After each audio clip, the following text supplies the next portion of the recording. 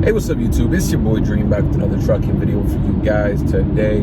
And as you guys can tell by the title, we did get into an accident. But before I even mention anything, no one got seriously injured. There wasn't like major damage, at least to us. But I'm laughing about it because I don't like the guy that hit us, and you guys will know why. I might sound like a dick right now, but I'll mention it in a little bit. But the main reason I want to upload this video is to bring awareness, because the weather is only going to be like this or even worse within the next few weeks or the next few months. So because weather was a factor on this accident. And I have another friend that works as an OTR driver, and she was also almost in a similar situation, but with a different kind of weather condition. I believe there was like multiple tornadoes around like Illinois and stuff like that, and I feel like obviously it's not just snow.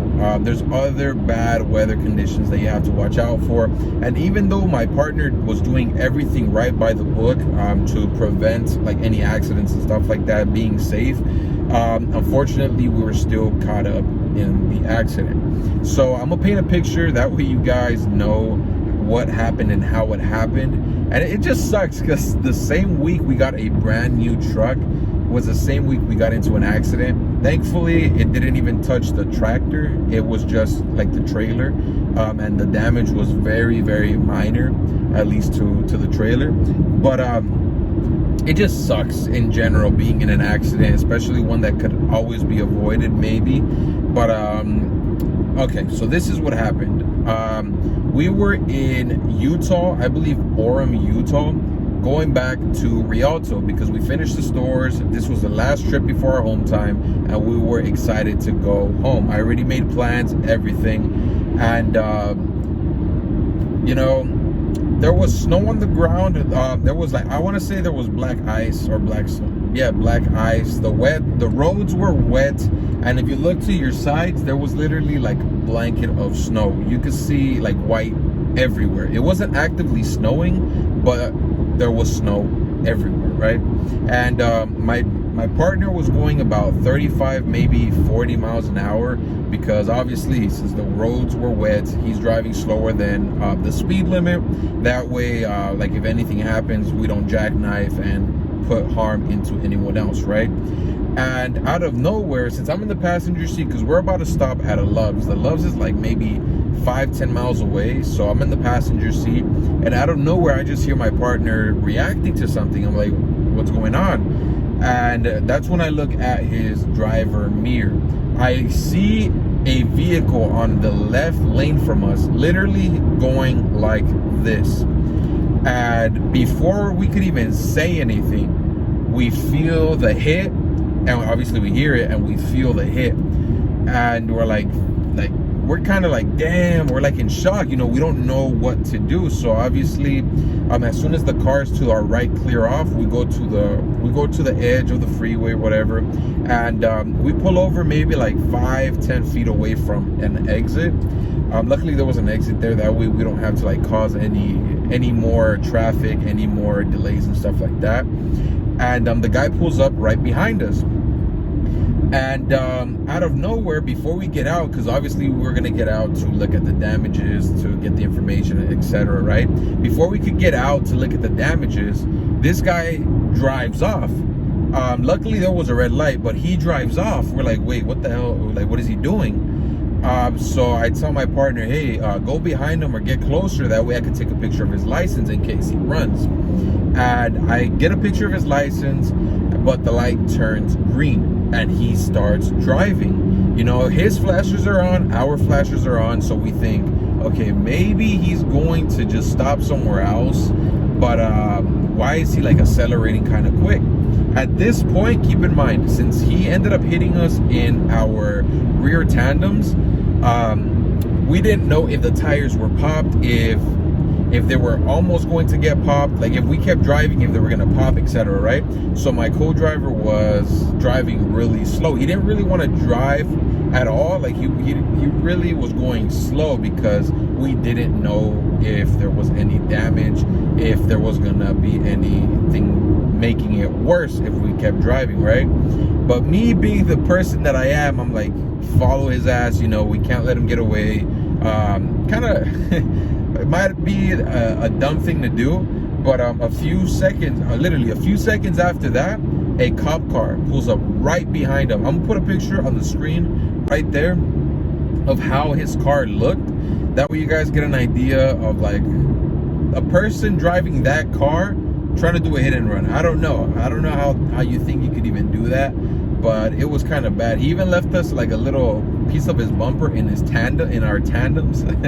But we're at this point, we're like, oh, not like we were laughing, we were excited, we're like instant karma, like he's gonna get pulled over, I'm gonna go snitch on his ass. But it was a security guard. But the good thing, what I'm thinking is, I feel like the security guard made him slow down, like mentally, because I don't know about you guys, but I don't know, it's common when people see cop cars, they slow down, they act professional supposedly, even though they haven't done anything wrong.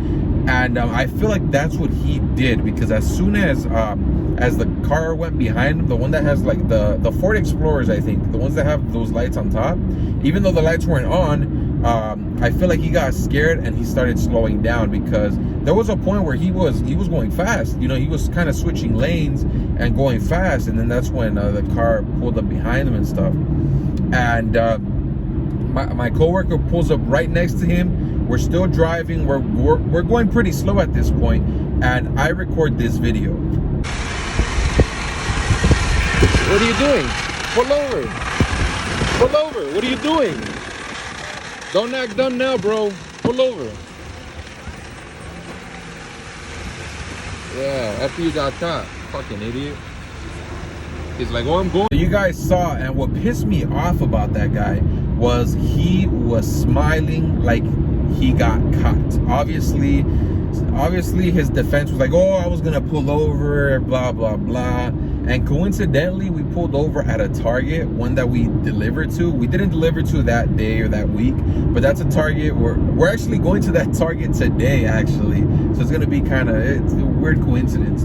But we pulled over to the Target, and he pulls over, obviously. And at this point, I tell my coworker, like, I'll let you handle it, because he did basically it was a hit and run. I don't want to talk shit to him. I don't want to make things worse than they have to be. So I let my partner handle everything. The cops were called. Our dispatch was called, obviously. And yeah, we did an incident report. Turns out he ended up getting a citation. I don't know what the citation was for, but I don't think it was for hit and run. I feel like he would have got arrested if it was a hit and run, but I don't think my partner told the cops that it was a hit and run. If I was the one talking to the cops, I would have snitched on his ass. But only because when I checked my phone, once we pulled over, I checked my phone to see the distance from the exit of the freeway to where we pulled over, and it was exactly 3.5 miles away, 8 or 9 blocks away.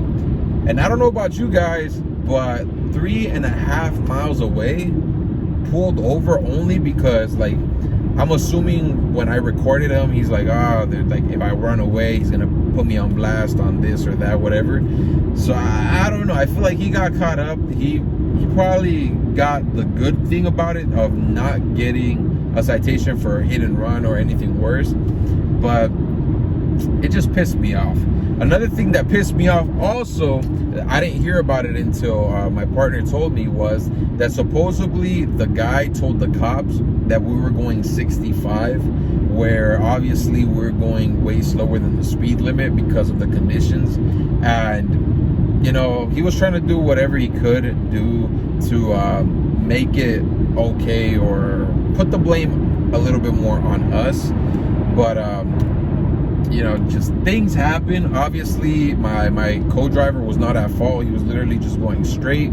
They hit us, and it just sucks, like, in general, you know, caused us delays. And I feel like it ruined our, or at least my home time, because I had reservations. I had planned out earlier this week for really good plans, but because of the delay, I literally got back to Rialto like at 11 or 11:30 p.m. and I really didn't it sucked. Basically, my reservations, my plans were thrown out the window. It sucks. And especially as a truck driver, you really can't be making plans unless you actually get a day off and you call off. But other than that, it's not like, oh, like your friends invite you to go watch the Cowboys game or something like that a week before. You can't really do that unless, like I said, you plan it out weeks or months before. So it just pissed me off. It put me in a bad mood. And you know, hopefully this week is better. I feel like I haven't checked the weather, but I think it's gonna still snow this week. So obviously we're gonna make sure we do everything in our power, that way we don't cause an accident or prevent an accident from happening even worse if there's one in front of us.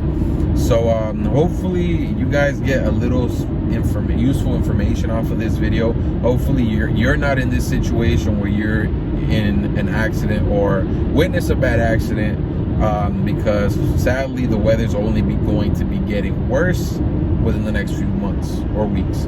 So especially now that it's the holiday season, you got to make sure you return home at the end of the day. So I'll see you guys next time.